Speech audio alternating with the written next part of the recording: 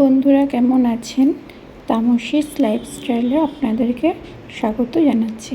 আজকে নিয়ে এসেছি নতুন একটি রান্না, যে রান্নাটি আমরা সবাই জানি, কিন্তু সবার পদ্ধতিটা একটু আলাদা।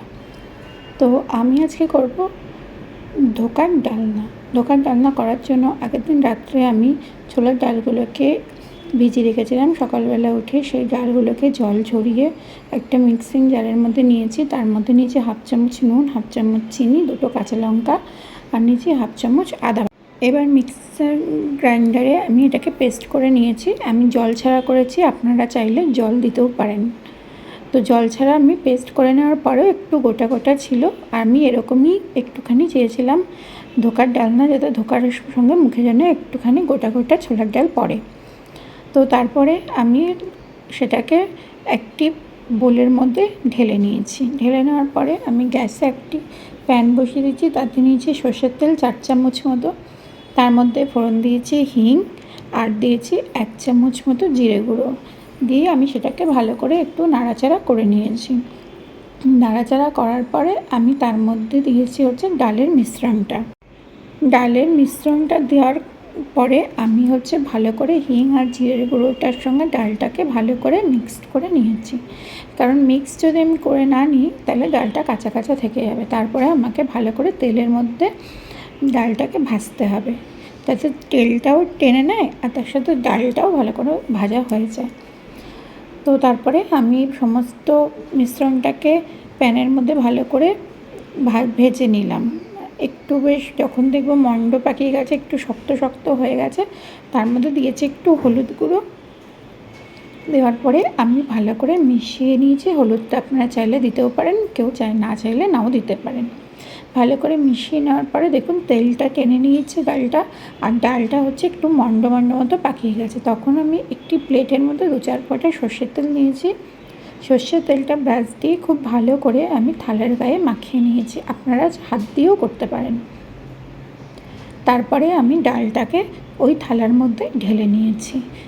ডালটা ঢালার কারণ হলো ডালটা যাতে ধোকার মতো শেপ পায় এবং যাতে ধোকার মতো করে একটু শক্ত ডো হয়েছে, যেহেতু পুরোপুরি থালাতে বসে যায়, তার জন্য আমি ডালটাকে প্লেটের মধ্যে সুন্দর করে স্প্যাচুলা দিয়ে ঠেসে ঠেসে বসিয়ে দিচ্ছিলাম। আপনারা হাত দিয়েও করতে পারেন। তারপরে আমি সুন্দর একটা ছুরি দিয়ে এটাকে বরফির আকারে ছোট ছোট চৌকো চৌকো করে কেটে নিয়েছি। আপনারা আপনাদের নিজেদের পছন্দের শেপে কাটতে পারেন, তাতে কোনো সমস্যা নেই। শুধু একটাই খেয়াল রাখবেন, ধোকাগুলো যেন একটু ভেঙে না যায়। ভেঙে গেলে পুরো রান্নাটাই আপনাদের পরিশ্রমটাই জলে চলে যাবে। তারপরে দেখুন ধোকাগুলো আমার থালা থেকে কী সুন্দর স্মুথলি উঠে আসছে। এরকমভাবে ধোকা করে দেখবেন, একটু ধোকা ভাঙবে না। তারপর একটা প্যান আবার আমি গ্যাসে বসিয়েছি, বসিয়ে বেশি করে সর্ষের তেল দিয়েছি।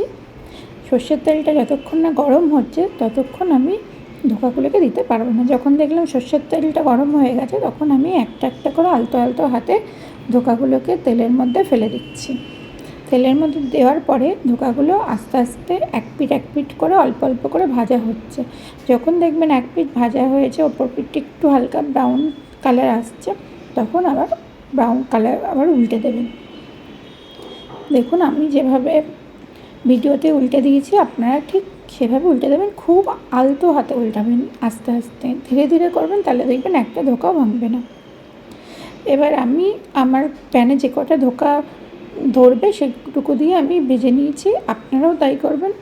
সব ধোকা একসঙ্গে ভাজা দরকার নেই, আস্তে আস্তে অল্প অল্প করে ভাজুন। দেখুন লালচে ব্রাউন কালার হয়ে গেছে। আমি কিন্তু এবার প্যান থেকে ধোকাগুলোকে সুন্দর করে তুলে নিচ্ছি।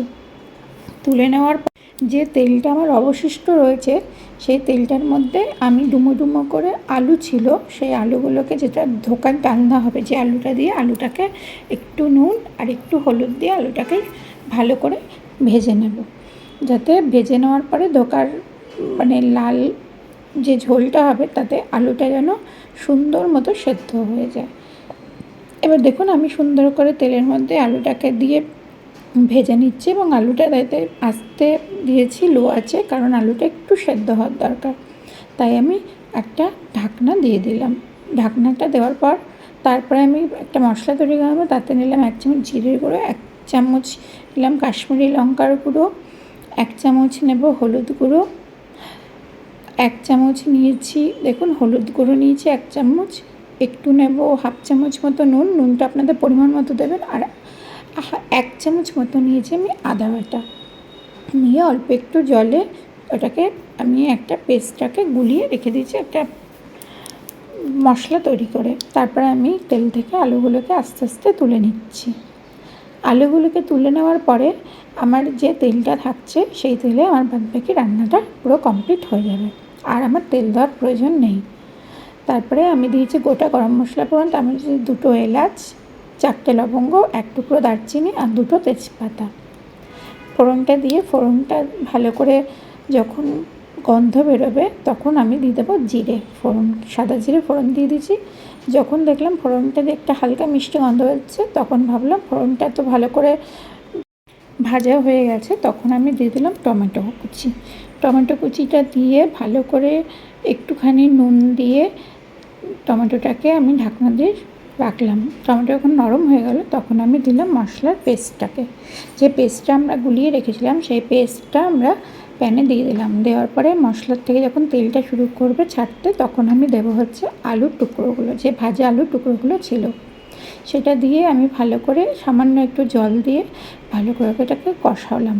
যতক্ষণ না আলুটাকে ভালো করে কষাবো ততক্ষণ আলুটা ভালো লাগবে না। তারপর দেবো আমি হচ্ছে 2.5 বাটির মতো জল, উষ্ণ গরম জল দেবেন, দিলে সব থেকে ভালো হয়। দেওয়ার পরে তারপরে আমি একটু পরিমাণ মতো নুন দিয়ে দিয়েছিলাম, নুন দিয়ে আমি ঢাকনা দিয়ে এটাকে লো আছে আমি 15 মিনিট আলুটাকে সেদ্ধ হতে দিয়েছিলাম। তারপরে যখন ঢাকনাটা খুললাম ফুটন্ত ঝোলের মধ্যে আমি ধোকাগুলোকে দিয়ে দিলাম। ধোকাগুলোকে দেওয়ার পরে আমি এর মধ্যে অ্যাড করেছিলাম হচ্ছে 1/2 চামচ মতো, 1/2 চামচের থেকে একটু কম গরম মশলার গুঁড়ো, আমি দিয়েছিলাম সানরাইজের শাহি গরম মশলা গুঁড়ো, তারপরে দিয়েছিলাম হচ্ছে 1 থেকে 1.5 চামচ মতো একটু ঘি দিয়ে ভালো করে হচ্ছে ঝোলটাকে মিক্সড করলাম এর সাথে, যাতে ঘি আর গরম মশলার গুঁড়োটা ঝোলের মধ্যে গন্ধটা মিশে যায়। তারপরে আর কি রেডি হয়ে গেল আমাদের সুন্দর ধোকার ডালনা। যদি আপনাদের রেসিপিটা ভালো লাগে কমেন্টস করে জানাবেন, আর সাবস্ক্রাইব করবেন চ্যানেলটিকে, আর শেয়ার করতে ভুলবেন না।